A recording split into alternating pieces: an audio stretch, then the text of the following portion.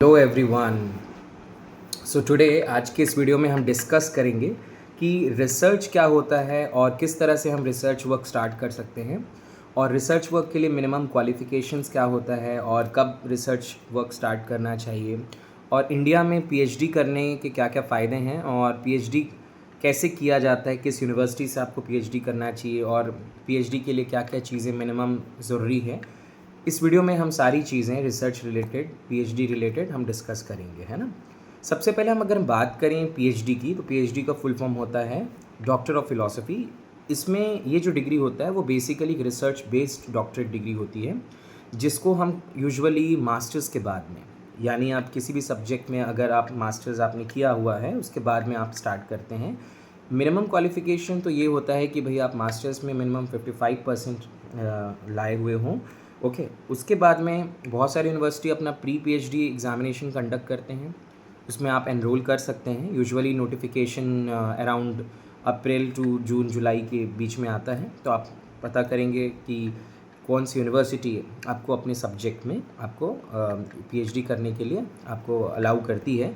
Usually PhD उसी subject में ही किया जाता है जिस सब्जेक्ट में आपने मास्टर्स किया हुआ है। तो जैसे अगर आपने मास्टर्स हिंदी में किया हुआ है तो आप पीएचडी भी हिंदी में करेंगे, या आपने अगर इंग्लिश में या किसी अन्य सब्जेक्ट में किया है तो उसी सब्जेक्ट में ही आप पीएचडी करेंगे। बेसिकली रिसर्च करने का मेन जो मोटो होता है, या पीएचडी करने का मेन मकसद होता है कि आप किसी चीज़ों को, नए आयाम को, नई चीज़ों को आप रीडिस्कवर करें, आप अंडरस्टैंड करें, और उसके अलावा क्या क्या चीज़ें हैं जो उस सब्जेक्ट में एक्सप्लोर की जा सकती है और उसको किस तरह से आप उपयोगी बना सकते हैं। तो रिसर्च का मेन मोटो होता है टू रीडिस्कवर और to make something more useful, and how that can create actually help for the society and all. So that is actually the main motto of research is all about.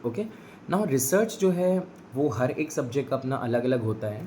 अगर हम बात करें science subjects की, अगर आप biology से हैं, आप इंजीनियरिंग बैकग्राउंड से हैं, या किसी अदर अन्य साइंस रिलेटेड आप स्ट्रीम से हैं, तो उसमें रिसर्च में बेसिकली आपको वो चीज़ें खोजनी होती है जो अभी तक डिस्कवरी उसकी हुई नहीं है, या आपने को जो डिस्कवरी हुई है उसमें और क्या बेहतर आप कर सकते हैं, उसको आपको उसमें रिसर्च वर्क में डालना होता है ना, क्लियर।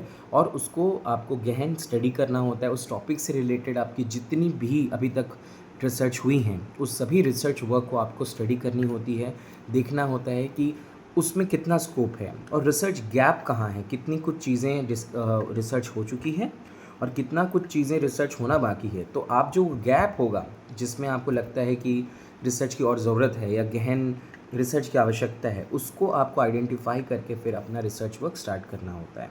ठीक है, सबसे पहले अगर हम बात करें तो रिसर्च वर्क में, तो जैसे आप रिसर्च वर्क में एनरोल करते हैं या पीएचडी में जैसे आप एनरोल करते हैं किसी भी यूनिवर्सिटी, गुड यूनिवर्सिटी से, तो सबसे पहले तो आपको कुछ कुछ चीज़ें स्टेप बाय स्टेप फॉलो करनी होती पीएचडी में। एक तो मैंने जैसे बताया कि आपको अगर एडमिशन लेना है पीएचडी में, तो एक यूनिवर्सिटी का प्री पीएचडी एग्जामिनेशन होता है, वो आप देकर क्वालिफाई करके आप पीएचडी में एडमिशन ले सकते हैं। दूसरा स्टेप ये होता है कि आप यूजीसी नेट एग्जामिनेशन, जो हर साल एनटीए ट्वाइस 2 बार कंडक्ट करता है पूरे साल में, एक जून में और एक दिसंबर में, है ना। तो अगर आप यूजीसी नेट का एग्ज़ाम क्वालिफाई करते हैं, आप जिस भी सब्जेक्ट में आप दे रहे हैं या जिसमें आप करने वाले हैं पीएचडी, उसमें अगर आप यूजीसी नेट का एग्ज़ाम क्वालिफाई करते हैं, तो उसमें होता है अलग अलग ऑप्शन, जैसे कि एक qualification for assistant professor, qualification for JRF and qualification for admission to PhD. तो अगर आप क्वालिफाई करते हैं एडमिशन टू पीएचडी मिनिमम, तो फिर आप एलिजिबल हैं डायरेक्ट बिना एंट्रेंस एग्ज़ाम दिए किसी भी यूनिवर्सिटी में, जो अच्छा यूनिवर्सिटी है उसमें बेसिकली आप एडमिशन ले सकते हैं। एडमिशन लेने के बाद में सबसे पहला जो वर्क होता है वो होता है कोर्स वर्क। पीएचडी में सबसे पहला जो चीज़ होता है वो है कोर्स वर्क।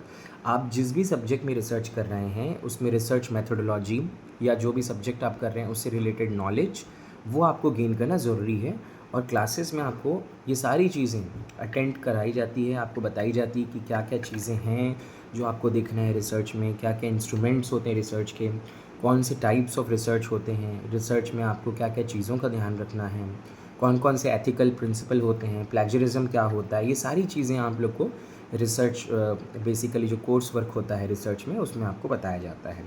फिर कोर्स वर्क के एंड में आपका एक एग्ज़ामिनेशन होता है जो बेसिकली आपके कोर्स वर्क के नॉलेज टेस्ट करने के लिए लिया जाता है। जैसे आपका कोर्स वर्क फिनिश होता है, उसके बाद में आपकी असली जो काम है वो स्टार्ट होता है, जो कि है आपका रिसर्च प्रपोज करना। ओके, सबसे पहले आपको फाइंड आउट करना है कि आपका सब्जेक्ट एरिया ऑफ इंटरेस्ट क्या है। फिर आपको ये देखना है कि उसमें कितनी रिसर्च गैप है, कौन कौन सी चीज़ें हैं जिसमें रिसर्च हो चुकी हैं और उस रिसर्च में कितना गैप है, वो आपको फाइंड आउट करना है। तो एक तो आपको अपना रिसर्च टॉपिक किस में आप करने वाले हैं ये आपको आइडेंटिफिकेशन करना होता है। फिर उसके बाद में एक होती है डीआरसी। ओके, तो वो डीआरसी आपको प्रपोज करना होता है। ओके, उसमें आपको डीआरसी देना होता है कि भाई आप क्या क्या टॉपिक रखने वाले हैं। एक डीआरसी में आप डिस्कस करते हैं अपने प्रोफेसर से या आपके जो भी रिसर्च गाइड हैं उससे कि क्या क्या चीज़ें पॉसिबल हो सकती है उस टॉपिक से।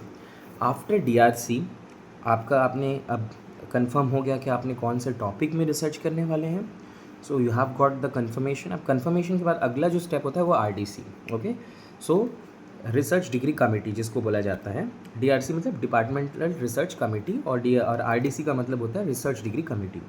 अब आपकी जब आरडीसी होगी तो उसमें आपने जो भी टॉपिक चॉइस किया होगा, जो आपने प्रपोज किया होगा टॉपिक, उसमें आपको जो कमेटी ऑफ जो एमिनेंट फैकल्टीज़ होते हैं या जो प्रोफेसर्स होते हैं जो उस फील्ड के एक्सपर्ट हैं, उसके सामने आपको एक प्रेजेंटेशन देना होता है। You can give presentation the form of power point, और आपको ये बताना होता है that why your topic is so convincing and why you have chosen this topic. आपने क्यों ये टॉपिक चूज़ किया है और क्यों इस टॉपिक पे आपको आगे रिसर्च करना है, इसके क्या क्या बेनिफिट्स होंगे और आप कैसे अप्रोच करेंगे रिसर्च, वो आपको बताना होता है। और अगर वो कन्विंस हो जाएँ तो उसके बाद में आपको बेसिकली एक रिसर्च गाइड अलॉट होता है, यूनिवर्सिटी से ही अलॉट होता है, और वो रिसर्च गाइड के हेल्प से, कोऑर्डिनेशन से आप पूरी रिसर्च जो आपका वर्क है वो आप फिनिश करते हैं। ओके, तो बेसिकली अगर हम बात करें आपने जब आरडीसी आपका कंप्लीट हुआ तो उसके बाद का जो आगे का प्रोसेस है वो क्या है। उसके बाद का जो प्रोसेस है वो है सबसे इम्पॉर्टेंट प्रोसेस, वो है थीसिस राइटिंग, ये डिसर्टेशन राइटिंग भी जिसको बोलते हैं।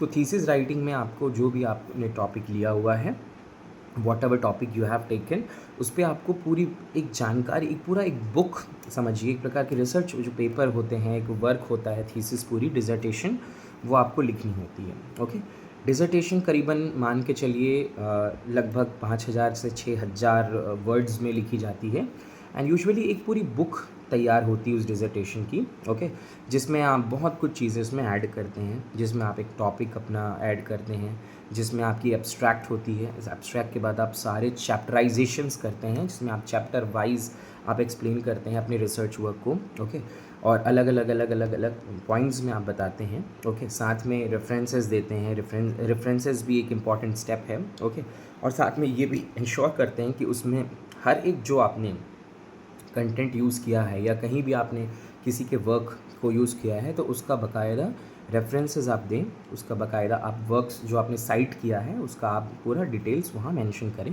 ताकि प्लेजरिज्म जो होता है उससे बचा जा सके। Plagiarism is just using someone's work without acknowledging them actually. तो उन सब चीज़ों से आप बच सकते हैं, है ना।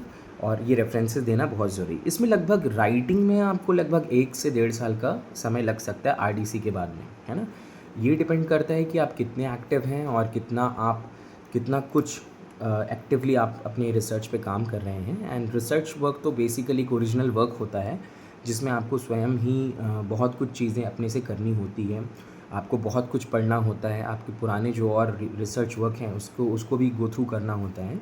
एंड ओवरऑल नाउ फाइनली आपका रिसर्च कंप्लीट होने पर ओके आपका वाइवा होता है, and then you have to submit your work and all. Okay, उसके बाद में यूनिवर्सिटी डिसाइड करती है कि आपका कब बेसिकली आपको अवार्ड देना है। ओके, और it is not just about completing the research work, but what you are actually trying to bring out the value through your research. ये सबसे इंपॉर्टेंट मैटर है कि आप अपने रिसर्च से क्या वैल्यू ला रहे हैं समाज में, या अगर हम बात करें सोसाइटी में, अपने कंट्री के लिए क्या वो बेनिफिट होगा, ह्यूमैनिटी के लिए क्या बेनिफिट होगा, वो एक ज़रूरी एस्पेक्ट होता है। तो केवल रिसर्च इस बेस पे ना किया जाए कि हम केवल अपना डिग्री हासिल कर रहे हैं उस रिसर्च वर्क से, बट हमारा बेसिकली जो विजन होना चाहिए कि उस रिसर्च वर्क से हम किस तरह से as a individual how we are benefiting the society. Okay, how people at large will get benefited, ये एक हमारा अप्रोच होना चाहिए, है ना।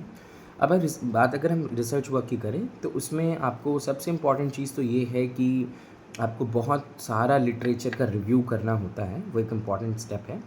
लिटरेचर रिव्यू के लिए आपको फाइंड आउट करना होता है कि आपके टॉपिक से रिलेटेड अभी तक क्या क्या रिसर्च हुए हैं, किस किस एरिया में रिसर्च हुए हैं और कितने उस एरिया में गैप हैं।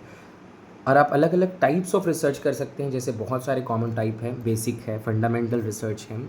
अगर आप सर्वे कर रहे हैं, सर्वे एक मेरे हिसाब से बहुत डिफ़िकल्ट रिसर्च होता है। अगर आपको ज़रूरत पड़ रही कि कुछ सर्वे करना है या कुछ आपको कहीं जाकर कुछ डेटा कलेक्ट करना है, तो वो आपको बेसिकली क्वांटिटेटिव रिसर्च में आता है। फिर अगर आपको किसी भी चीज़ की एनालिसिस करनी है या आपको फाइंड आउट करना है उस चीज़ में क्या है, तो क्वालिटेटिव रिसर्च होता है।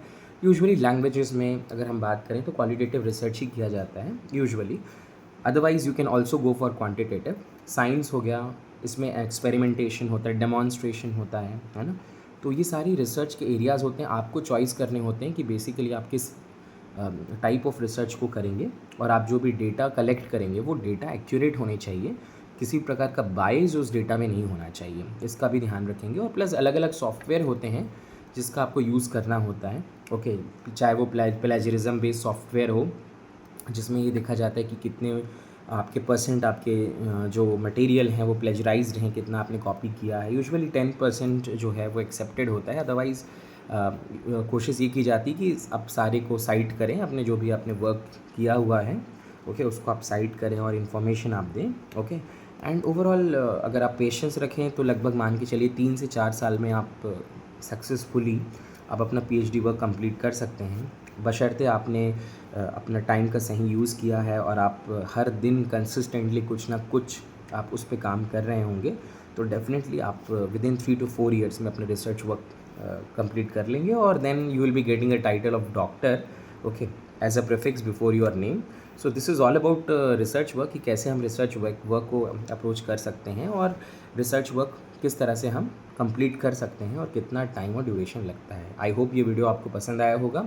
अगर आप भी सोच रहे हैं रिसर्च वर्क करने का तो आप ज़रूर स्टार्ट कीजिए, ये बहुत ही बेनिफिशियल होता है। प्लस ये आपके खुद के सेल्फ ग्रोथ के लिए भी बहुत अच्छा है और प्लस साथ ही समाज को भी या हमारे अदर एरियाज़ में भी इसकी कहीं ना कुछ उपयोग ज़रूर होगी।